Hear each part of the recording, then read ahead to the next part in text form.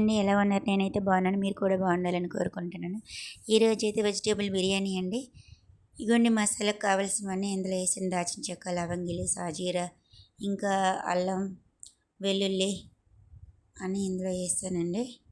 ఇప్పుడు మిక్సీ పట్టుకున్న తర్వాత నెక్స్ట్ టమాటాస్ కూడాను, టమాటాస్ ఇవన్నీ కూడా మిక్సీ పట్టేయాలండి. మిక్సీ పట్టేసి ఒక పక్కన ఉంచుకోవాలండి. బిర్యానీ ఆకులు కూడా, పచ్చిమిర్చి,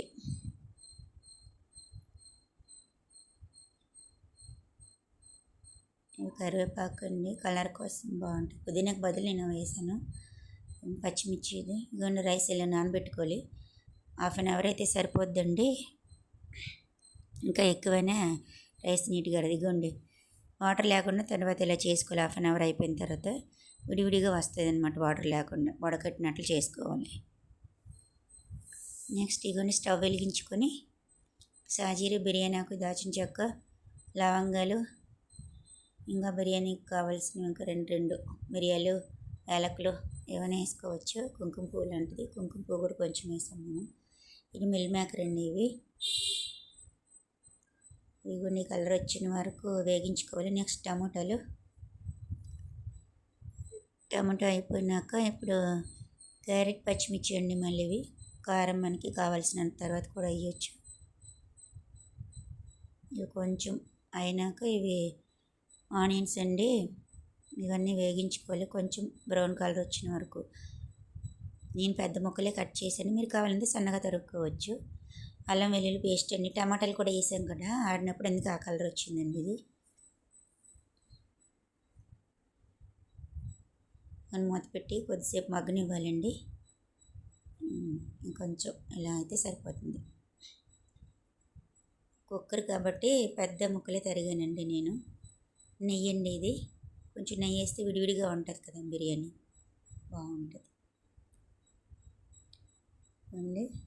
ఇలా అన్నాక ఇప్పుడు రైస్ చూడండి, ఇలా వాటర్ లేకుండా చేసుకొని రైస్ ఈ విధంగా వేసేసుకోవాలి.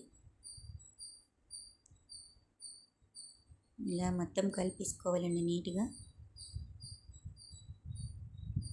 మన రైస్కి ఎంత అయితే అంత డబుల్ మామూలు రైస్ ఉన్నప్పుడు. ఈ బిర్యానీ అయితే బాస్మతి రైస్కి అయితే మనము గ్లాస్ కొంచెము తగ్గించి వేయాలండి రైస్.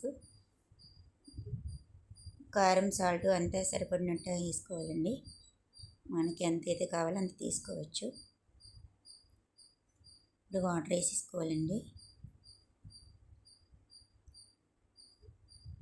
వాటర్ అయిపోయినాక బిర్యానీ మసాలా, గరం మసాలా వేసేసుకొని, టేస్ట్ మనం ముందే చూసుకొని, కుక్కర్ కదండి మరి మధ్యలో తీయడం అవ్వదు కదండి, మొత్తం కలిపేసి టేస్ట్ చూసి మూత పెట్టడం అనమాట.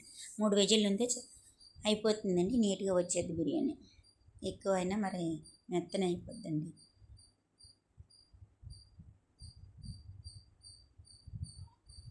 ఇక చూడండి, బాగా వచ్చింది బిర్యానీ. చూడండి, చాలా నీట్గా వచ్చింది కదండి. ఈ విధంగా కలిపేసుకోవాలి. అడుగంతా నీట్గా పట్టకుండా కలిపినాక బాగా వచ్చింది బిర్యానీ అండి. ఇప్పుడు మనము ప్లేట్లో తీసేసుకోవాలండి. ప్లీజ్ అండి, ఛానల్ సబ్స్క్రైబ్ చేయండి, లైక్ చేయండి అండ్ షేర్ చేయండి. చూడండి బిర్యానీ ఎంత బాగా వచ్చిందో, నీట్గా తయారైపోయిందండి. ఛానల్ అయితే సబ్స్క్రైబ్ చేయడం మర్చిపోకండి. చూడండి.